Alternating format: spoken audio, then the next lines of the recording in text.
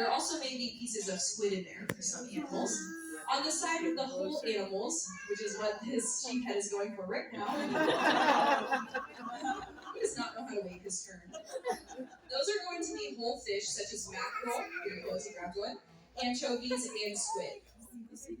Now, Ben has the pretty difficult job of monitoring what everybody is eating.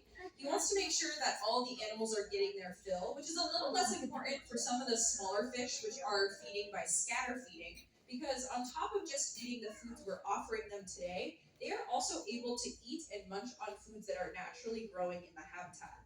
Many of these animals are omnivores, meaning they eat both meat and plant-like materials, and so they will also help us to manage the types of algae on exhibit by eating those on the off days.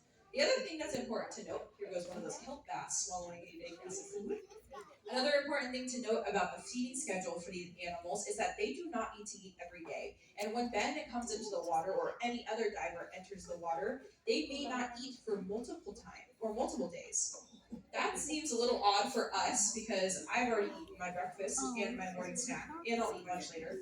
And I have my afternoon snack and then dinner and then hopefully dessert. I'm going to the San Diego County Fair this afternoon, so I'm hoping I'll get a funnel cake for dessert.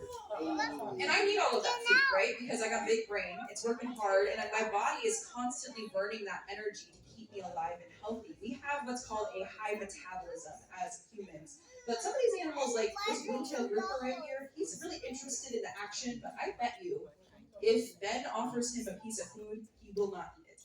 He doesn't eat very frequently because of how cool the water is in here. That slows down the metabolism of animals, meaning they don't have to eat as frequently. And if an animal like a port shark spends most of its life sitting in one place, they're going to eat less as well.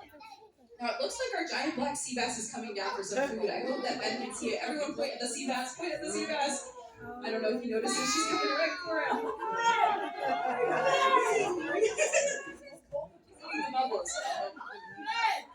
She's right behind you.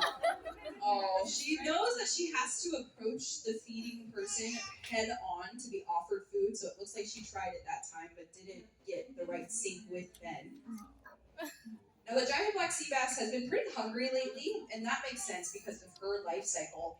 As the summers heat up, the ocean water will also warm up, and that tells our sea bass that it's time to eat more food.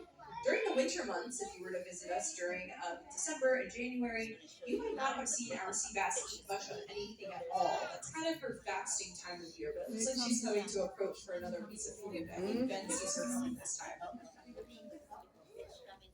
Look at that, that's a whole mackerel. That's a big fish. Here she comes. Nice. You can really see how large this fish is in comparison to someone like Ben, who is much taller than I am. This fish is probably about 6 feet long from head to tail, and she weighs approximately 300 pounds. Now, we've talked about some of our pretty common animals that you may have seen at other parts of the aquarium.